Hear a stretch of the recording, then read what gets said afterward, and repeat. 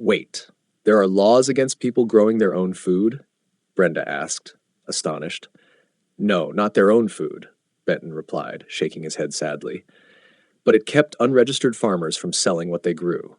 Really, it was aimed at shutting down the farmers' markets that had sprung up everywhere. Brenda sat in silence, her face clouded with dismay. I know, Benton sighed. It was wrong as hell, but if it makes you feel any better, the rest of this story turns out better for Hayden. He rose from the sofa, collecting their glasses and heading toward the minibar. Oh? And how's that, sir? Brenda asked, watching him. Do you mean they did even more to that poor man? Not poor. Never poor. Benton returned with 2 glasses in hand. And that you can give me credit for in a roundabout way. Brenda let out a relieved breath. Well then, that's good to hear. You had me worried, James. I was starting to wonder just who I've been sharing a bed with. She laughed, the sound light but teasing. Benton eased himself back onto the sofa, passing her a glass before continuing. As fate would have it, I came back into contact with Hayden about 12 years later. A faint smile tugged at his lips. Really? What on earth would he want with you? He'd left the U.S., moved what was left of his organization to Argentina. By then he was broke, most of his severance money gone. But here's the twist. Stripping him of his degrees backfired. Scientists from around the world started lining up to join him, maybe out of spite for how badly he'd been treated. Benton set down his glass and leaned back. Wow, Brenda murmured. So taking everything from him only made him stronger. Exactly. Around that same time, I was making a run for head of the Appropriations Committee.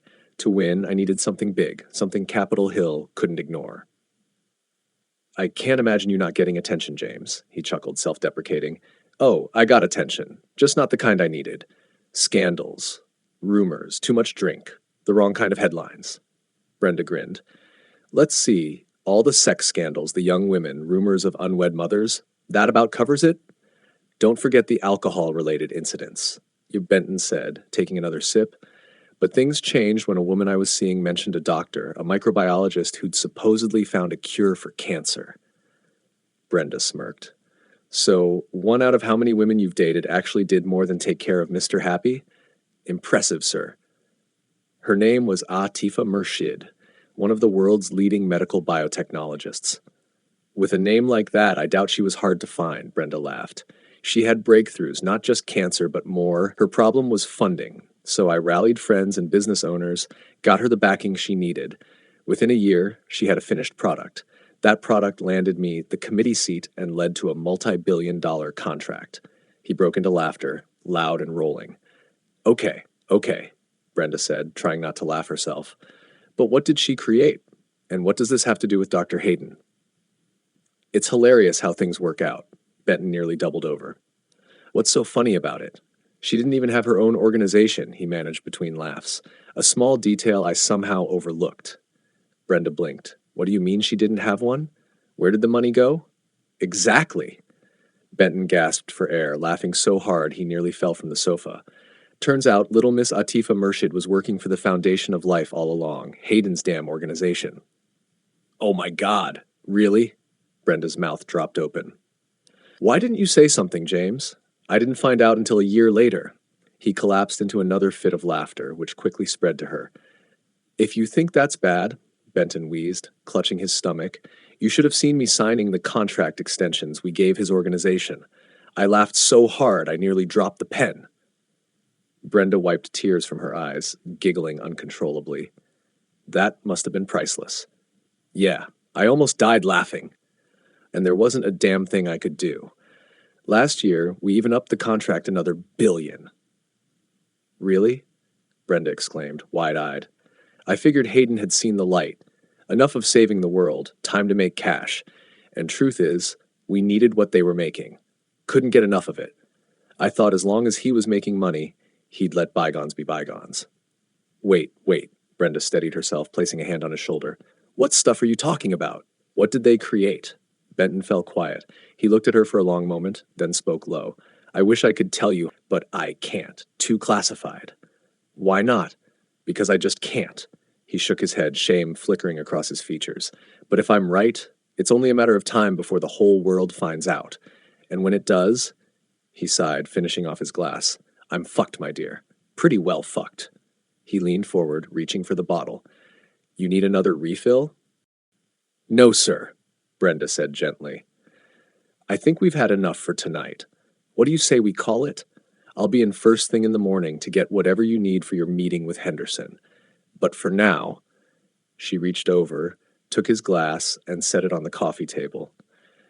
I think we could both use some sleep. What do you think, sir? James sighed and nodded. Yeah, you're right. As always. He rose from the sofa and offered her his hand, helping her up. Sliding his arm over her shoulders as they walked toward the door, he murmured, Why don't you just spend the night at my place?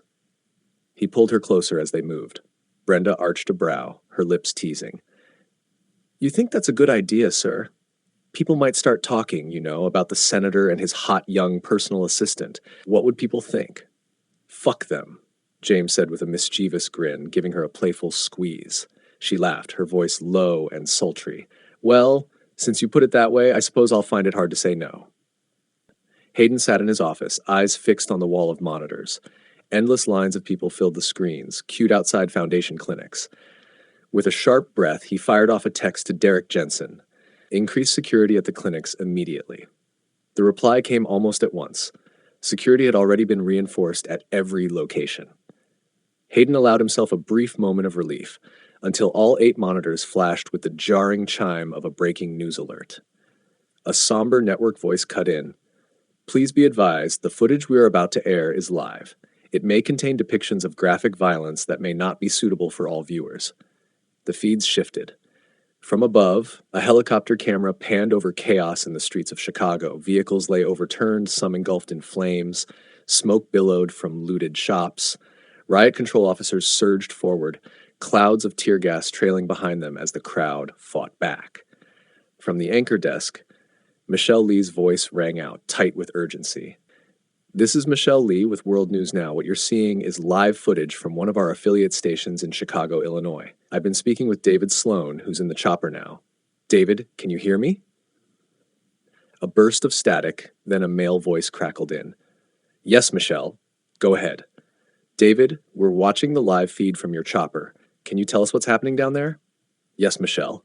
This all erupted about an hour ago, just minutes after we arrived to film live shots of the clinic here for a special segment. Did you see what started this chaos? Michelle pressed. No, not exactly. We didn't have the camera rolling, but it began with what looked like a small altercation between a few people waiting outside the clinic and some of the crowd control officers, right there at the entrance. Michelle's tone sharpened. Well, David, I'm sorry, but from what we're seeing here, this doesn't look like a small altercation. True, Michelle. But at first it seemed well contained. A couple of individuals had words with the officers, but within seconds, it was over, they got back in line, the officers walked away. Then, his voice tightened, a police van pulled up. 15 to 20 officers in full riot gear piled out. I see, Michelle said. And that's when things escalated? Yes, they converged on the same individuals from earlier, batons and shields raised. I don't know if anything was said to provoke them, but the officers went straight at those people. That's when the violence broke out. Hundreds joined in, swarming the team. The officers fought their way back to the van and pulled out. And from there it spread. Within moments, windows were smashed, shops looted, vehicles overturned and set ablaze. And just minutes ago, as more riot police arrived with tear gas, the mob began attacking cars trapped in the streets as well. Michelle's voice softened, professional yet edged with concern. David, I'm just glad you're up in that chopper where it's safe. Stay with us. We'll come back to you shortly. Don't worry, Michelle, David replied. We'll be here for quite some time. Back at the anchor desk, Michelle turned to another feed. We're joined now by Miles Gentry, retired police officer and former head of LA's civilian response team. Miles, what do you make of this? Miles leaned forward in his chair, his voice steady. It's not good, Michelle. You mean the riots? No, though that's never good. What I mean is that whenever you have massive groups like this, the potential for something like this is always there. Michelle frowned. I'm not sure I agree. I've been to untold numbers of sporting events, concerts, gatherings of tens of thousands of people. None of them turned violent, at least not like this. Miles nodded thoughtfully. True, most of those events don't. but they all share a common thread. Michelle smirked. Yeah, people have to pay to get in. A faint smile crossed his face. That's part of it. But more importantly, at those events, people are occupied. They're participants, in a sense. That's what keeps the energy contained. What we're seeing tonight, these people don't have that. They're gathered with one purpose only: desperation. Michelle sat back, her expression grave. So if they don't have something to keep them engaged, they'll simply find something. That's about the size of it, Miles agreed. And in this case, their purpose is simple. They're waiting for a chance at survival. If you enjoyed this video, please like and subscribe to our channel for more in this series and many other stories we know you'll love. Don't forget to click the notification bell so you never miss an update.